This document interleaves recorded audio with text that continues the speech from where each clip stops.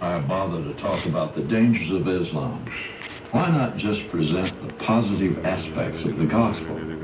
They forget that Jesus himself warned of dangerous belief systems, and he called them by name, from the Pharisees to the Nicolaitans. As a Christian minister, it is my mission to show that the gospel of Christ is not just another religion.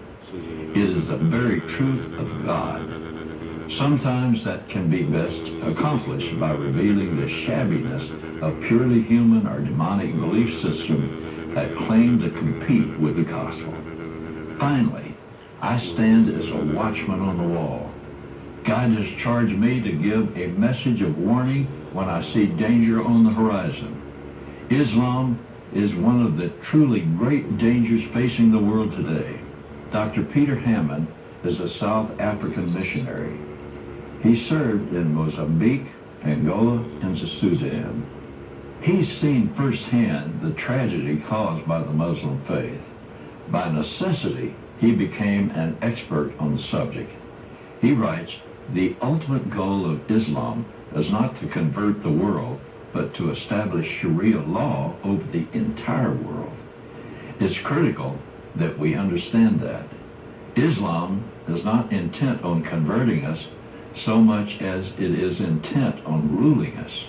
Abul Ala Maududi is a famous Islamic scholar and imam.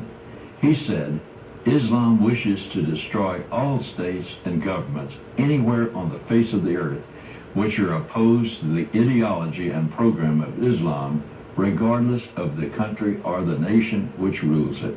The purpose of Islam is to set up a state on the basis of its own ideology and program. In his book, Slavery, Terrorism, and Islam, Dr. Hammond wrote, "The primary aim of Islam is not spiritual, but political." He lays out a summary of how Muslim populations have historically behaved when entering a country as immigrants or refugees. It's a process he calls Islamization.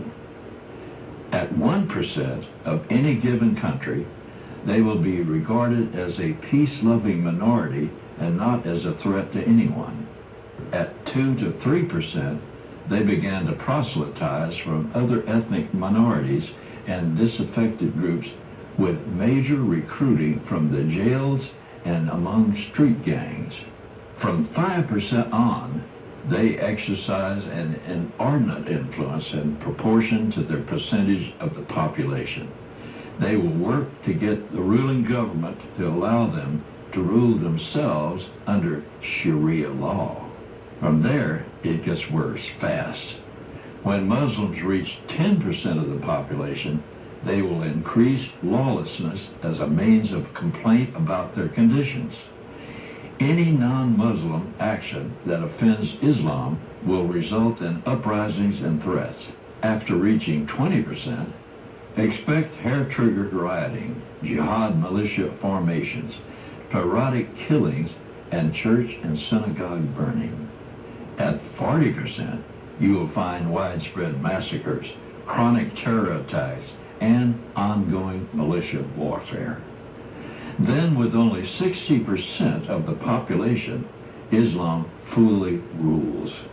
From 60%, you may expect unfettered persecution of non-believers and other religions, parodic ethnic cleansing or genocide, use of Sharia law as a weapon, and jizya, the tax placed on infidels.